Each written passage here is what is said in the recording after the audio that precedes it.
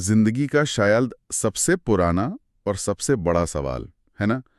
मैं कौन हूँ। हाँ। आज हमारे पास जो सोर्स है वो इसी सवाल की गहराई में उतरता है। और दिलचस्प बात यह है कि वो कहता है इसका जवाब किसी किताब या समाज में नहीं बल्कि हमारे ही अंदर छिपा है। हाँ, और जो बात मुझे इस सोर्स की सबसे अच्छी लगी वो ये कि ये सवाल को किसी फिलोसॉफी की तरह नहीं छोड़ देता। अच्छा। बल्कि एक बहुत ही प्रैक्टिकल, लगभग एक वैज्ञानिक तरीका बताता है इसे समझने का।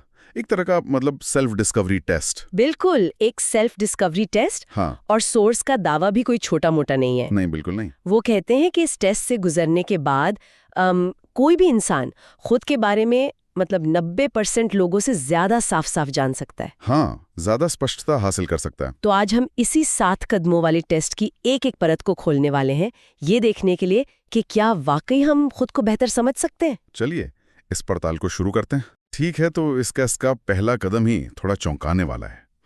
ये किसी अच्छी चीज से शुरू नहीं होता बल्कि दर्द से शुरू होता है। सोर्स की एक लाइन है, इंसान वही बनता है जहां उसे सबसे ज्यादा चोट लगती है। ये सुनने में थोड़ा भारी लगता है ना। हाँ, ये थोड़ा उल्टा लगता है।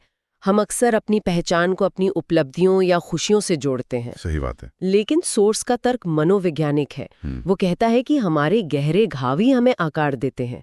इसलिए वो हमें कुछ सवाल पूछने को कहता है, जैसे कौन सी बातें मुझे अंदर तक परेशान कर देती हैं, या फिर किस चीज का डर मुझे सोने नहीं देता। मतलब जिन चीजों से हम भागते हैं, सोर्स कह रहा है कि उन्हीं के अंदर झांकूं। ये तो काफी हिम्मत का काम है। सही कहा, हिम्मत का काम है। पर सोर्स में एक बहुत ही दमदार लाइन है, pain shows purpose. Pain shows purpose मतलब आपका दर्द ही आपके उद्देश्य का रास्ता दिखाता है। जिस चीज से आपको तकलीफ होती है, चाहे वो समाज में कोई अन्याय हो या आपकी अपनी कोई कमी, आपके अंदर उसे ठीक करने की एक आग जलती है। वो दर्द एक कंपास की तरह है। आम कंपास उत्तर दिशा दिखाता है, ये कंपास आपके जीवन के उद्देश्य की दिशा दिखाता है। वाह, दर्द एक कंपास है। तो अगर दर्द हमारा कंपास है जो दिशा दिखा रहा है, तो उस दिशा में चलने की ताकत या गाड़ी कहां से आएगी? हाँ शायद इसका जवाब अगले कदम में है, जो ठीक इसके उलट खुशियों की बात करता है। आपने बिल्कुल सही पकड़ा। दूसरा कदम है खुशी की पहचान। ओके। यहाँ सोर्स हमें उन कामों को पहचानने के लिए कहता है जिन्हें करते हुए हमें समय का पता ही नहीं चलता। अच्छा। जब हम किसी काम में इतने डूब जाते हैं कि भूख प्यास भी भूल जाएं।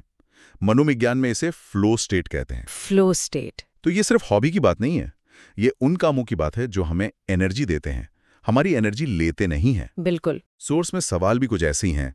क्या करने के बाद मुझे लगता है कि बस यही करने के लिए मैं बनाऊं? बिल्कुल। सोर्स से कहता है टैलेंट शोज आइडेंटिटी। आपकी खुशी आपकी असली प्रतिभा को उजागर करती है।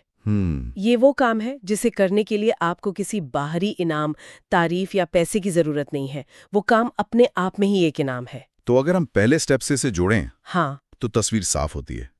दर्द हमें बताता है कि दुनिया में क्या ठीक करना है, और खुशी हमें बताती है कि हमारे पास उसे ठीक करने का कौन सा टूल या प्रतिभा है। क्या बात है, आपने बिल्कुल सही निचोड़ निकाला। ये तो कमाल का नजरिया है।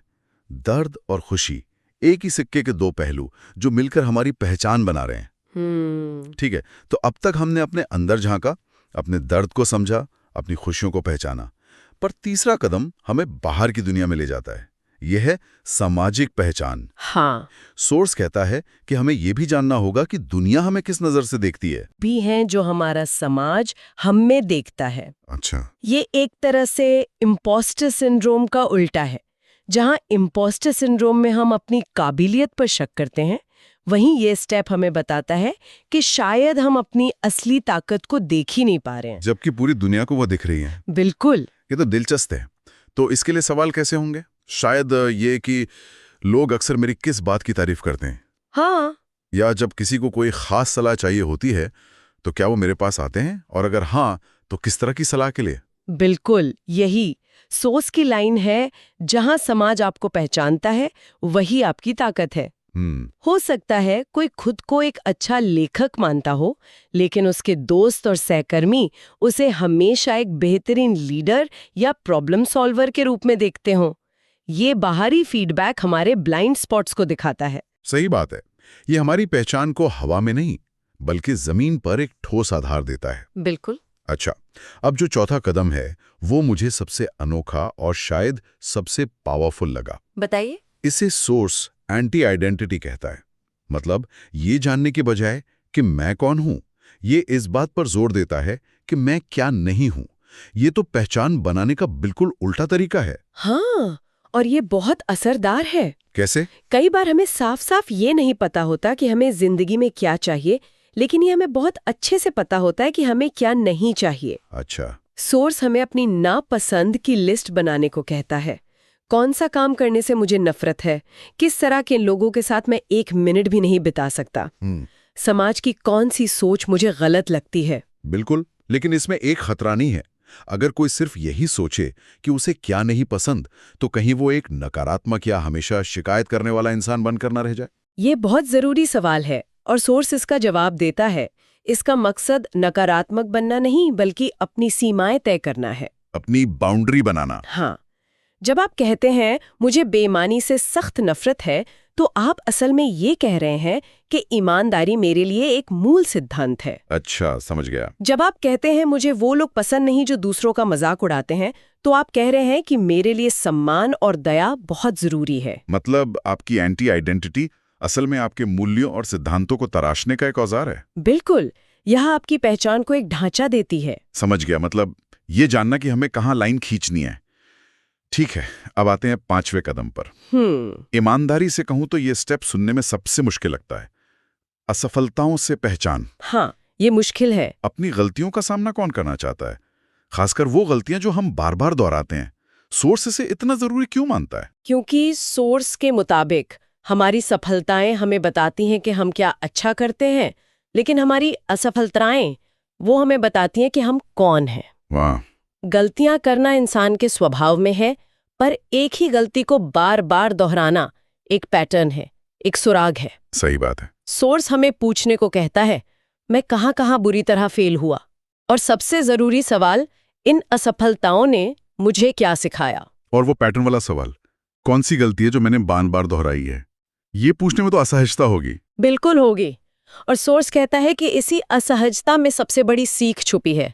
यहाँ एक गहरी लाइन है, failures reveal your inner pattern. Failures reveal your inner pattern. हमारी बार बार की जाने वाली गलतियां हमारे अंदरूनी स्वभाव, हमारी कमजोरियों, हमारे अनसुलझे मुद्दों को उजागर करती हैं। जैसे कोई उदाहरण? जैसे अगर कोई बार बार गलत लोगों पर भरोसा करके धोखा खाता है, तो ये असफलता उसके भरोसे करने के तरीके पर या शायद उसके अकेलेपन के डर पर रोशनी डालती है। अच्छा। ये असफलताएं एक रोड मैप की तरह हैं, जो बताती हैं कि हमें खुद पर कहाँ काम करने की जरूरत है। मतलब अपनी असफलताओं को दुश्मन नहीं बल्कि एक टीचर की तरह देखना, ये एक बड़ा मानसिक बदलाव है। बिल्कुल।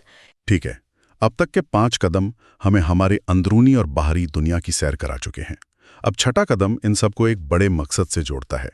ये है उद्देश्य की पहचान। हाँ, यहाँ पर पहचान का दायरा मैं से बढ़कर हम या दुनिया तक पहुँच जाता है। ओके। सोर्स का मानना है कि हर इंसान किसी खास समस्या को हल करने के लिए यहाँ है। अब सवाल बहुत बड़े और शक्तिशाली हो जाते हैं। जैसे कि? जैसे दुनिया में ऐसी कौन सी समस्या है जिसे देखकर मुझे बेचैनी होती है, या किस दर्द को मैं किसी भी कीमत पर खत्म करना चाहता हूँ। 1 मिनट, यहाँ भी दर्द की बात हो रही है और पहले स्टेप में भी दर्द की बात थी। इन दोनों में क्या फर्क है? बहुत अच्छा सवाल है, क्योंकि ये कंफ्यूजन हो सकता है। हाँ। पहले स्टेप का दर्द व्यक्तिगत था, वो चोट जो आपको लगी, वो डर जो आपके अंदर है, मेरा अपना दर्द। हाँ, लेकिन छठे स्टेप का दर्द बाहरी है, वो दर्द जो आप दुनिया में देखते हैं और जिसे देखकर आपके अंदर करुणा या गुस्सा जागता है। ये व्यक्तिगत पीड़ा से आगे बढ़कर एक जिम्मेदारी की भावना है। जब किसी और की तकलीफ आपको सोने ना दे और उसे हल करना आपके अंदर एक जुनून पैदा कर दे, तो सोर्स के मुताबिक वही आपका असली पर्पस या उद्देश्य है। समझ गया। पहले स्टेप का दर्द मेरा दर्द है, छठे स्टेप का दर्द दुनिया का दर्द है जिसे मैं अपना बना लेता हूं। बिल्कुल। और अब हम आते हैं इस टेस्ट के आखिरी और सबसे बड़े सवाल पर, 7वां चरण, अंतिम पहचान। ये तो एक अल्टीमेट क्या होता अगर वाला सवाल है। सही कहा, ये अल्टीमेट लिटमस टेस्ट है। सोर्स एक काल्पनिक स्थिति देता है। क्या? सोचिए, आपको जिंदगी भर हर महीने 5-10 लाख रुपए मिल रहे हैं। पैसे की कोई चिंता नहीं है, आपकी सारी ज़रूरतें और शौक पूरे हो रहे हैं। अब कोई बाहरी दबाव नहीं है, कोई मजबूरी नहीं है। वाह, तो अब इस आज़ादी की हालत में खुद से पूछना है हाँ। मैं अपना समय कैसे बिताऊंगा, मैं कौन सा काम फिर भी करना जारी रखूंगा, या मैं किस क्षेत्र में बदलाव लाने की कोशिश करूंगा। इन सवालों का जो भी जवाब आता है वो हमारी पहचान का सबसे शुद्ध, सबसे असली रूप है। क्यों? क्योंकि अब ये काम किसी मजबूरी, समाज के दबाव या पैसे के लिए नहीं हो रहा। ये सिर्फ और सिर्फ अंदर की आवाज, भीतरी खुशी और संतुष्टि के लिए हो रहा है। सही बात है। सोर्स के शब्दों में, जो काम आप बिना पैसे के भी करेंगे वही आपकी सबसे असली पहचान है। ये उस क्लासिक कहानी जैसा है जहां एक बड़ा बिजनेस एग्जीक्यूटिव सब कुछ छोड़कर पहाड़ों में लकड़ी का काम करने लगता है। बाहरी दबाव हटते ही उसकी असली पहचान सामने आ जाती है। बिल्कुल वही। तो इन 7 आईनों में खुद को देखने के बाद हम आखिर में कहां पहुंचते हैं? क्या जवाब एक शब्द में मिलता है? नहीं, जवाब एक शब्द में नहीं है, और यही इस टेस्ट की खूबसूरती है। सोर्स आखिर में इन सभी खोजों को एक फाइनल फॉर्मूले में पिरोता है, जो एक पूरी तस्वीर बनाता है। अच्छा, वो क्या है? वो कहता है आपकी सच्ची पहचान इन सब चीजों का संगम है। आपका दर्द और दुनिया की कोई बड़ी समस्या मिलकर आपका मिशन तय करते हैं। स्टेप 1 और 6। हाँ, उस मिशन को पूरा करने का टूल या औजार आपकी खुशी यानी आपके टैलेंट से मिलता है। स्टेप 2। समाज इस टूल पर मोहर लगाता है, आपकी ताकत बताकर। आपकी एंटी आइडेंटिटी और असफलताएं इस रास्ते की सीमाएं तय करती हैं, आपके मूल्य बताती हैं। स्टेप 3, 4 और 5। और ये सब कुछ उस काम में दिखाई देता है जिसे आप बिना पैसे के भी करने को तैयार हैं। मतलब स्टेप 7, वही आपकी आत्मा की आवाज है। वाह, तो ये किसी एक मंजिल का नाम नहीं बल्कि एक पूरा नक्शा है। बिल्कुल। एक ऐसा नक्शा जो हमें बताता है कि हमें कहाँ जाना है, क्यों जाना है और हमारे पास वहां पहुंचने के लिए क्या क्या साधन है। आज की ये पूरी चर्चा वाकई दिमाग खोलने वाली थी। ये सिर्फ एक दार्शनिक सवाल नहीं है, बल्कि एक एक्शन प्लान की तरह है। बिल्कुल, ये जानने का एक तरीका है, और ये हमें एक बहुत जरूरी विचार के साथ छोड़ जाता है। और वो क्या है? इस पूरी प्रक्रिया के बाद जब किसी को अपनी पहचान के इन अलग-अलग पहलुओं का अंदाजा हो जाए, अपने दर्द, अपनी खुशी, अपनी सामाजिक ताकत, अपने उद्देश्य का, तो सोचने वाली बात यह है, क्या वो पहला, छोटा और ठोस कदम क्या हो सकता है जिसे उठाकर कोई अपने रोजमर्रा के जीवन को इस नई समझ के साथ थोड़ा और बेहतर ढंग से जोड़ सके। क्योंकि ये पूरी कवायद सिर्फ जानने के लिए नहीं है, बल्कि उस जानकारी को जीने के बारे में है। अपनी पहचान को सिर्फ कागज पर नहीं, बल्कि अपने कामों में, अपने फैसलों में उतारने के बारे में है।